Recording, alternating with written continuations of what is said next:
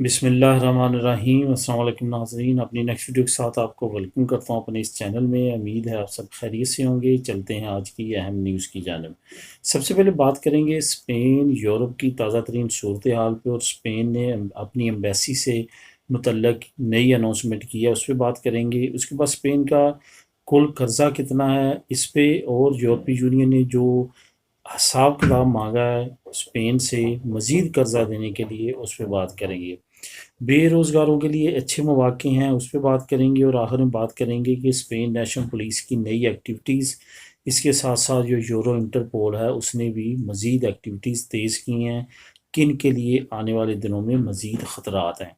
सबसे पहले बात करते हैं स्पेन और यूरोप की ताज़ा तरीन सूरत हाल पे। यहाँ तक बात करते हैं स्पेन की। स्पेन में दिन ब दिन हालात बहुत ज़्यादा बेहतर होते जा रहे हैं। 60 साल से जो ज़्यादा उम्र के लोग हैं उनको पहली डोज़ बिल्कुल कंप्लीट कर दी गई है। अब 50 साल के भी काफ़ी बड़ी तादाद में डोज़ मुकम्मल हो चुकी है। अब 40 से ऊपर वालों की शुरू की जाएगी। इसके साथ साथ जो ओवरऑल हालात हैं, जो वैक्सीन से रिलेटेड और नए अफेक्ट मरीज़ों से रिलेटेड, वो ये है कि मरीज़ों की तादाद बहुत तेज़ी के साथ गिर रही है, और वैक्सीन जो है वो उसकी रफ्तार आहिस्ता आहिस्ता बढ़ाई जा रही है।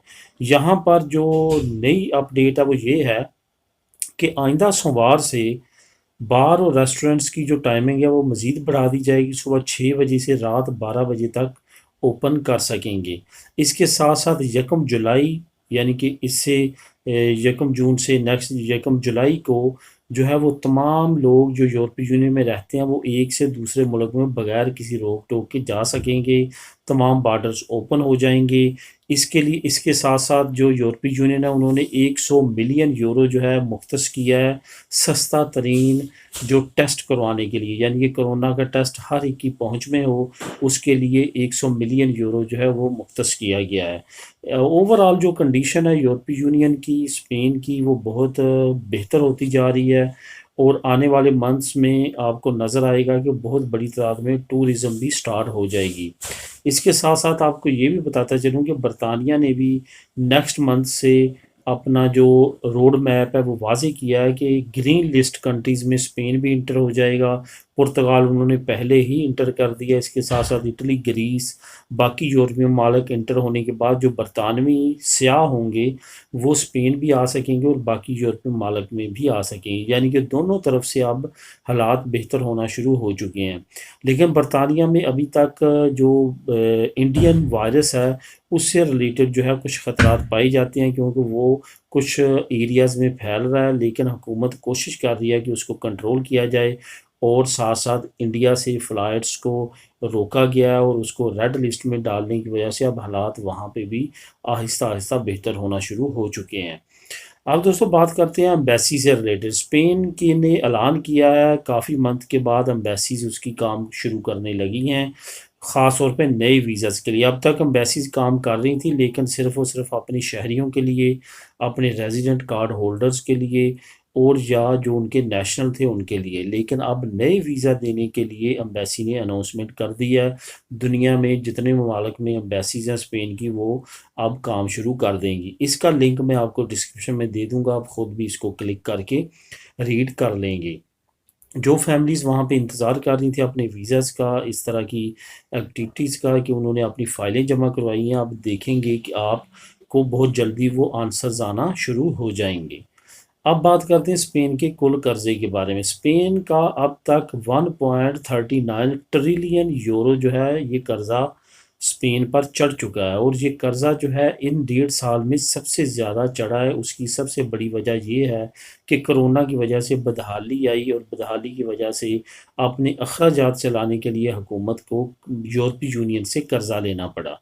ये टोटल जीडीपी का 125.3% है, यानी कि बहुत बड़ी तादाद में स्पेन पे कर्जा चढ़ चुका है, जिसकी वजह से हो सकता है कि आने वाले वक्त में जब हालात आहिस्ता आहिस्ता बेहतरी की तरफ जाएं तो स्पेन में महंगाई की रेशो जो है वो बढ़े, जो कि डायरेक्टली और इनडायरेक्टली आम आवाम पे पड़ेगी। क्योंकि ये तमाम कर्ज़ों को वापस करने के लिए स्पेन की हुकूमत ने नए टैक्सेस और नई महंगाई जो है वो करनी है, ताकि ये यूरोपीय यूनियन को अकसात में वापस ये कर्जा कर सके। यहाँ पे आपको ये भी बताता चलूँ कि यूरोपीय यूनियन ने मज़ीद डिटेल मांगी है स्पेन से एरते के बारे में, और बाकी जो इसने अयूदस दिए हैं लोगों को कि वो चेक कर सके कि अवाम तक कितने इसके समारात पहुँचे हैं। स्पेन ने क्योंकि नई कर्ज़े मांगे थे यूरोपीय यूनियन से अपने अखराजात पूरे करने के लिए, क्योंकि हुकूमत ने फ़ाइल किया है कि 31 दिसंबर यानी कि इस साल के आखिर तक एरे तेज चलाएंगे। इन्होंने यूरोपीय यूनियन का रिपोर्ट ये पेश किया कि ये इस साल के आखिर तक एरे तेज चलाएंगे, लेकिन अवाम को यही कहा गया कि 31 सितंबर तक अगर हालात बेहतर होते हुए नज़र आए तो इन्होंने एक्सटेंड नहीं करनी।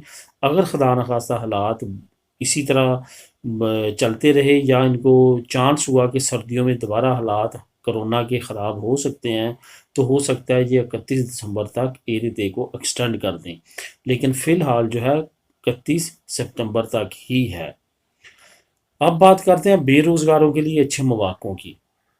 बेरोज़गारों के लिए अच्छे मौक़े इस तरह से हैं कि आज से तकरीबन डेढ़ पौने 2 साल पहले स्पेशली जो होटलिंग सेक्टर है, जो टूरिज़्म का सेक्टर है, वहाँ से बहुत बड़ी तादाद में मुलाज़मीन छोड़ चुके थे अपने काम। ये तकरीबन अब से पौने 2 साल पहले की बात है, जिसकी वजह से तमाम होटल्स और रेस्टोरेंट्स में मुलाज़मीन क्योंकि काम नहीं रहा था उनको निकाल दिया गया, जिसके बाद अब दोबारा जैसे जैसे होटलिंग और रेस्टोरेंट्स ओपन हो रहे हैं तो उनको मुलाजमीन की ज़रूरत है। बहुत बड़ी तादाद में लोग सीवीज़ दे रहे हैं। मैं आपको लोगों को साथ निशानदी करूंगा कुछ एरियाज़ की जहां पे आपको लाजमी तौर पे कोशिश करनी चाहिए। आपको अपनी सीवी बनवाने के बाद जो बारसोना के एरियाज़ है, मैं स्पेशली सेंटर एरिया की बात करूंगा, वहाँ पे जो रेस्टोरेंट्स रमले पे प्लासा कतलूनिया के नज़दीक पासी दी ग्रासिया पे जो बड़े बड़े स्टोर्स हैं, इसके साथ साथ जो बड़े बड़े होटल्स हैं, अगर आपका टूरिज़्म और मैनेजमेंट से रिलेटेड कोई भी किसी तरह का एक्सपीरियंस है तो लाजमी तौर पे वहाँ पे अपनी सीवी दें। अगर आप बेरोज़गार हैं, काम की तलाश में हैं, इवन अगर आप काम नहीं भी जानते तो लाजमी तौर पे होटल्स और रेस्टोरेंट्स में आपको अपने लिए ये सीवी बना के देनी चाहिए, ताकि जब भी उनको ज़रूरत पड़े वो जो है आपको कॉल कर सके। इस वक्त बहुत बड़ी तादाद में तमाम जो कारोबार हैं वो सीवी रिसीव कर रहे हैं और बहुत सारे लोगों को काम मिल रहा है। उन लोगों को भी काम मिल रहा है जिनका पहले इस सेक्टर में एक्सपीरियंस नहीं था। इस वजह से आप जो बेरोज़गार हैं उनको चाहिए कि वो इन एरियाज़ में ट्राई करें। इसके साथ साथ तारागोना के कुछ एरियाज़ हैं जिसमें सलाऊ टूरिज़्म से मालागा और बहुत सारे एरिया जहाँ पे टूरिज़्म ज़्यादा होती है, वहाँ वहाँ लाजमी तौर पे अपनी किस्मत आजमाई करें। ये इंतहाई बेहतरीन मौका है, क्योंकि जून में जैसे ही टूरिज़्म ओपन होगी तो इन तमाम सेक्टर्स को बहुत ज़्यादा मुलाजमों की ज़रूरत होगी। तो आपकी जैसे इनके पास ऑलरेडी सीवी होगी तो आपको ये कॉल कर सकते हैं बरवक्त ज़रूरत। और इस वक्त बहुत सारे लोग जो हैं वो स्पेन छोड़ के भी जा चुके हैं अपनी होम कंट्रीज़ को। इस वजह से बहुत ज़्यादा चांसेस हैं कि आपको इन नए सेक्टर्स में जाने का मौका मिले और अपने नेक्स्ट आने वाली ज़िंदगी के लिए बेहतरी आप अपने लिए कुछ ना कुछ कर सकें। अब बात करते हैं स्पेन नेशनल पुलिस की बड़ी कार्रवाई। सलामाका में इन्होंने सलामांका एक एरिया स्पेन का, वहाँ पे इन्होंने एक बहुत बड़ी कार्रवाई किया जहाँ पे एक बहुत बड़ा ग्रुप पकड़ा जो कि जाली रेजिडेंसी कार्ड बना के आगे सेल करता था। इनको पकड़ा गया और पकड़ के इनको अब सज़ा देने के लिए इन पे कार्रवाई शुरू कर दी गई है। यहाँ पे ये भी बताता चलूँ कि यूरो इंटरपोल काफ़ी ज़्यादा मुतहरक हो चुकी है। यूरो इंटरपोल से मुराद पूरी यूरोपीय यूनियन ने एक मुश्तरका पुलिस बनाई है जो पूरे यूरोपीय यूनियन के ममालिक में कार्रवाई कर सकती है। वो काफ़ी ज़्यादा मुतहरक है उन ग्रुप्स के ख़िलाफ़ जो पैसे लेके शादी करवाते या करते हैं।